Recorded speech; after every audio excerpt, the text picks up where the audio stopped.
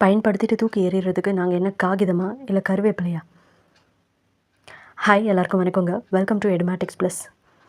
இது யார் கேட்ட கேள்விகள் அப்படின்னா, தன்னார்வலர்களாக பணிபுரிந்த ஒவ்வொருத்தவங்களும் கேட்ட கேள்வி தான் இது. கடந்த 2 நாட்களாக நம்ம சேலம் மாவட்ட ஆட்சியர் அலுவலகத்துக்கு முன்னாடி நின்று கொளுத்துற வெயிலில் நூற்றுக்கணக்கான பெண்கள் எழுப்பிய இந்த ஒற்றை கேள்வி இன்றைக்கி ஒட்டுமொத்த தமிழகத்தினுடைய மனசாட்சியையும் உலுக்கிட்டுருக்கு. கொரோனாங்கிற கொடூரமான நோய் உலகத்தையே ஆட்டி படைச்சப்ப பெத்த பிள்ளைங்களையே வீட்டுக்குள்ளே பூட்டி வச்சுருந்த காலம் அது. ஐயோ, என் பிள்ளையோட படிப்பு பழா போச்சே அப்படின்னு சொல்லி ஏழை பெற்றோர்கள்லாம் கண்ணீர் வடித்தாங்க. அப்போது தன்னுடைய உயிரை கூட பொருட்படுத்தாமல் மாஸ்கை போட்டுக்கிட்டு தெரு தெருவாக திண்ணையாக போய் நம்ம பிள்ளைங்களுக்கு பாடம் சொல்லி கொடுத்தாங்களே, அவங்கள உங்களுக்கு ஞாபகம் இருக்கா? அவங்க தான் தன்னார்வலர்கள். ஸோ அப்படிப்பட்ட தன்னார்வலர்கள் இல்லம் தேடி கல்வி திட்டத்தோடைய ஆணிவேர்கள், தூண்கள் அப்படின்னு சொல்லலாம். இல்லம் தேடி கல்வி இன்றைக்கி பெரிய சக்ஸஸ்ஃபுல்லாக ஆச்சு அப்படின்னு உலகம் முழுக்க பேச்சு வந்துச்சுன்னா அதுக்கு காரணமே இல்லம் தேடி கல்வியில் வேலை செஞ்ச அந்த தன்னார்வலர்கள் தான். அன்றைக்கி அவங்கள தேவ தூதர்கள் அப்படின்னு சொல்லி கொண்டாடணும். தமிழ்நாட்டுக்கு இவ்வளோ பெரிய பெருமையை சேர்த்த திட்டம் வந்து இல்லம் தேடி கல்வி. இந்த மாதிரி வேறு எந்த நாட்டிலையுமே இல்லை, எந்த மாநிலத்துலையுமே இல்லை, முதல்ல தமிழ்நாட்டில் தான் இருக்குது அப்படின்னு. ஆனால் இன்றைக்கி அதே தேவ தூதர்களாக இருந்த தேவதைகள், தன்னார்வலர்கள் தங்களுடைய வாழ்வாதாரத்தை இழந்து நடுத்தெருவில் நின்று கண்ணீர் வடித்து போராடுற ஒரு நிலைமைக்கு தள்ளப்பட்டிருக்காங்க. ஏன் இந்த கஷ்டம் அவங்களுக்கு? ஏன் இந்த அவல நிலை?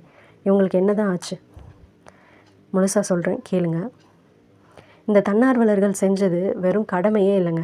ஒவ்வொரு தன்னார்வலாக ஒர்க் பண்ண அவங்களுக்கு தான் தெரியும். கண்டிப்பாக அது கடமைக்குன்னு ஒர்க் பண்ணதே கிடையாது. வெளியிலேருந்து பார்த்தவங்களுக்கு எப்படி வேணாலும் அது புலப்படலாம். ஆனால் ஒவ்வொரு தன்னார்வலர்களும் மனசாட்சிப்படி அவங்க செஞ்சதுக்கு பேரெல்லாம் வந்து வேலையே கிடையாது, கடமையும் கிடையாது. அது ஒரு தியாகம் அப்படின்னு தான் சொல்லணும்.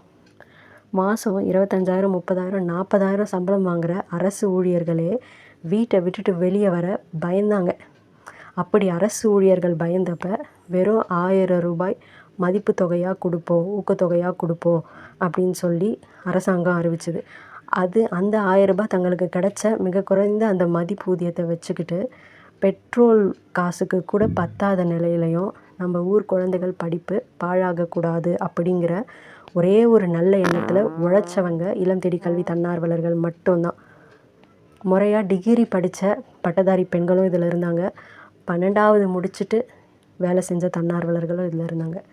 தங்களுக்குன்னு ஒரு அரசு வேலை கிடச்சிடாதா அப்படின்னு ஒரு ஏக்கத்தில் இருந்தவங்க அந்த தன்னார்வலர்கள்.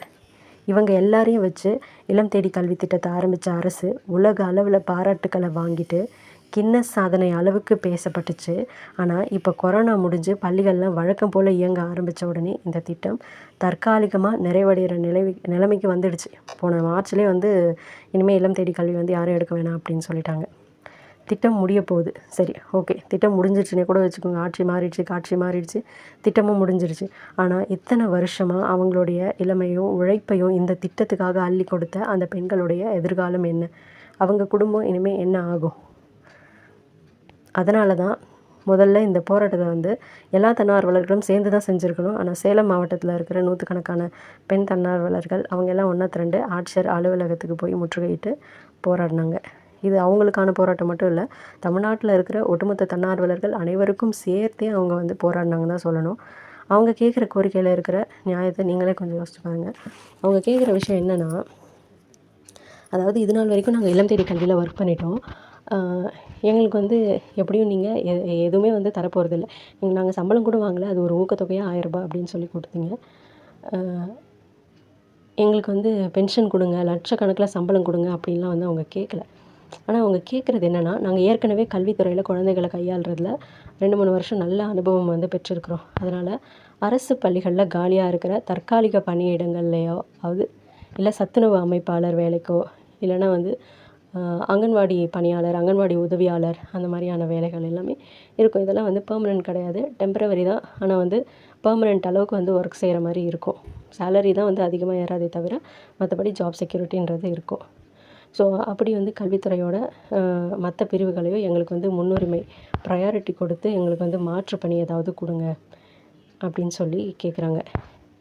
இதில் என்ன தப்பு இருக்குது? அவங்க கேட்குறது கரெக்டு தான். ஐடிகே ரன்னாக இருந்துச்சுன்னா ஐடிகேல ஒர்க் பண்ணிகிட்டு இருக்க போகிறாங்க. ஐடிகே தான் ஸ்டாப் ஆகிடுச்சு அப்படின்னு சொல்லியாச்சுல. அப்போது ஐடிக்கு இல்லைன்னா அப்போ எங்களுக்கு வேறு ஏதாவது ஒரு வேலையை கொடுங்க, எங்களுடைய வாழ்வாதாரத்தை காப்பாற்றுங்க அப்படின்னு சொல்லி தன்னார்வலர்களுடைய ஒரு கோரிக்கையாக இருக்குது. ரெண்டாவது வந்து முறையான வாழ்வாதார ஊதியம். விலைவாசி விண்ண தொடுற அளவுக்கு இருக்குது இந்த காலத்தில். நாங்கள் செஞ்ச உழைப்புக்கு ஏற்ற மாதிரி எங்களுடைய மதிப்பூதியத்தை உயர்த்தி தாங்க.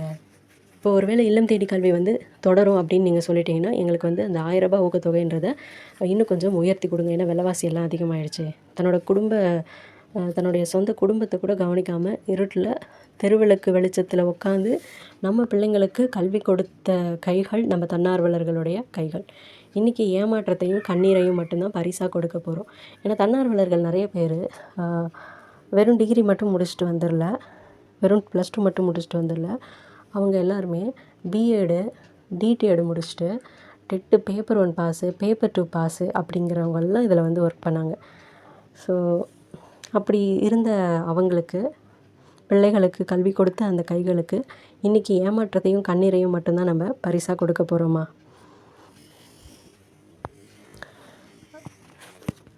அரசாங்கத்துக்கிட்ட நம்மளே கோரிக்கை வைக்கலாம் இல்லைங்களா? எல்லாரும் சேர்ந்து தன்னார்வலர்களுக்காக நல்ல உள்ளம் படைத்தவர்கள் போராடலாம். ஸோ ஆபத்துக்கு பாவம் இல்லைன்னு சொல்லுவாங்க. நம்ம பிள்ளைங்களோட கல்விக்கு ஆபத்து வந்தப்போ ஓடி வந்து காப்பாற்றின இந்த தன்னார்வலர்களுக்கு இப்போ ஒரு வாழ்வாதார ஆபத்து வந்திருக்கு. மக்களுடைய துயர் துடைக்கிற நம்ம மாண்புமிகு தமிழக முதலமைச்சர் அவர்களும், பள்ளிக்கல்வித்துறையில் இருக்கக்கூடிய பள்ளிக்கல்வித்துறை அமைச்சரும் இந்த தன்னார்வலர்களை நிச்சயமாக கைவிட மாட்டாங்கன்னு நாங்கள் நம்புகிறோம். சேலத்தில் ஆரம்பித்து வெடித்த இந்த விழிப்புணர்வு குரல் சென்னை கோட்டை வரைக்கும் எதிரொலிச்சே ஆகணும்.